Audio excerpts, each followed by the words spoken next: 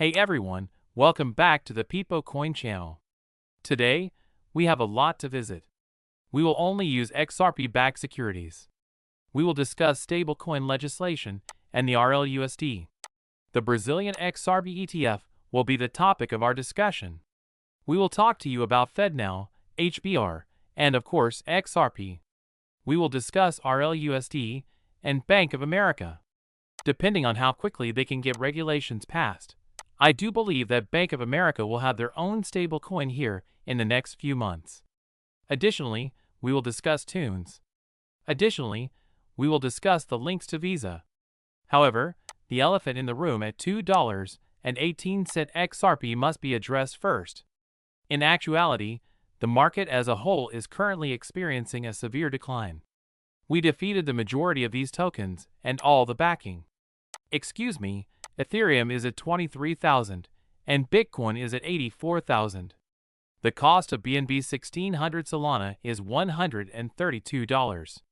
Cardano is down 15%, while Dogecoin is down 20%. You may simply look at the top 100 here, folks. This is rough, This is difficult. Given the history of February, which was meant to be a very positive month for us, and the current state of the cryptocurrency market, it is quite distressing to observe what is taking place. Naturally, I have some opinions that I believe have an impact on the market. At 2:30 PST today, I will discuss those concepts in my Sensei chat. And on Friday at 2:30, I'll go over some more details. This, in my opinion, is related to the trade war and similar issues. Examining the stock market reveals that it is also being significantly impacted. I believe that people are a little apprehensive and uneasy about a 25% increase in prices for items they purchase on a daily basis, such as food, veggies, and gasoline, are going to cost more due to the current state of affairs in Washington. Furthermore, I'm not sure what can resolve this. I have no idea how to resolve this. What do you believe is happening in the cryptocurrency market? Tell me down below, please. But first, let's dive into the XRP news. These are just a few things I've been observing and wanted to share with you. We have to get through whatever we have to get through here, but maybe we will be looking forward to brighter days in the future. Thus, this is stating the truth. Backed securities for XRP financial products known as XRP-backed securities have a value that is linked to XRP, the native cryptocurrency of the Ripple network. He views them similarly to stocks or commodities, with the exception of they are tied to the price of XRP rather than owning gold or corporate stock.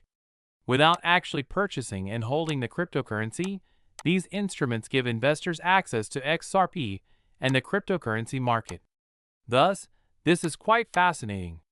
You're referring to ETPs. Here, you're discussing ETFs. Furthermore, other financial products will be developed centered around XRP's future and location. And I do believe that this is a tremendous step if you look at the analysts from JP Morgan who predict that it may bring $3 to $8 billion into the XRP ecosystem.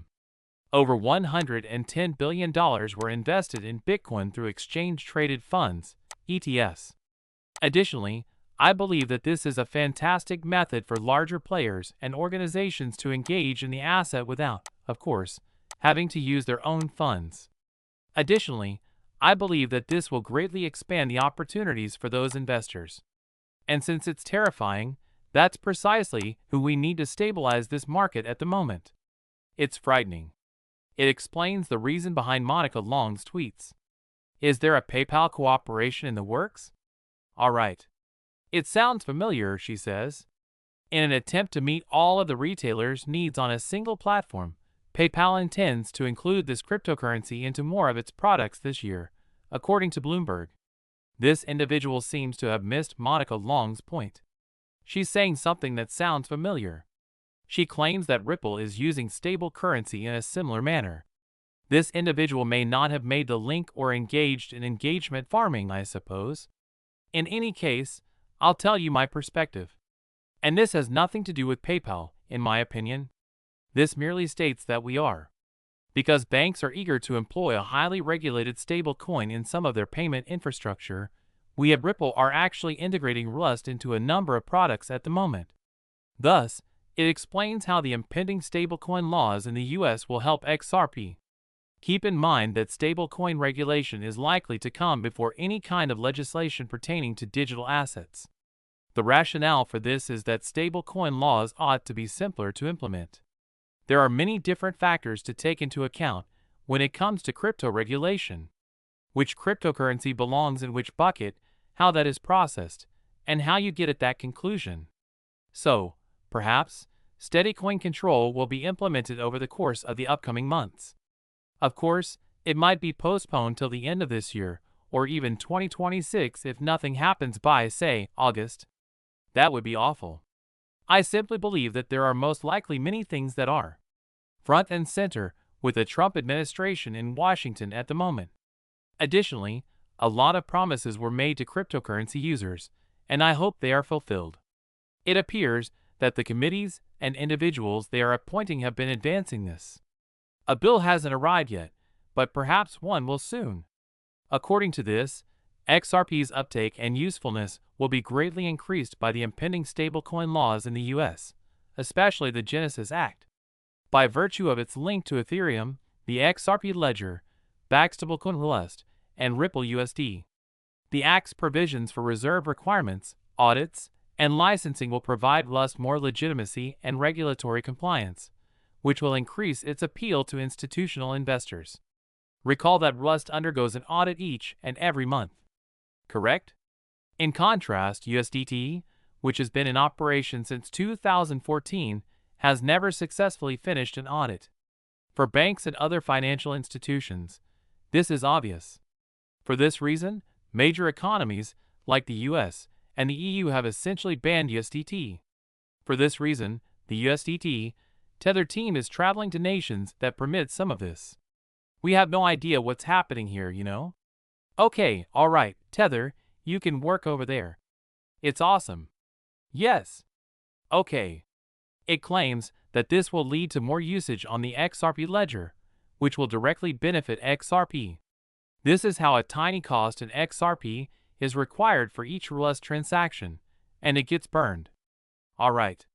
Reducing the total supply will increase XRP's liquidity and market value as Rust use increases, particularly in cross-border payments and remittances.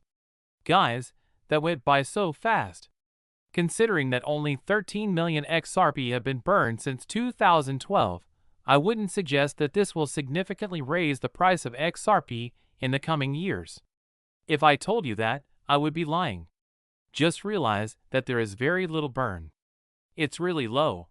You're probably not going to live to witness the day when a few billion XRP are burned, even if you manage to make billions, if not trillions, of dollars in payments every day.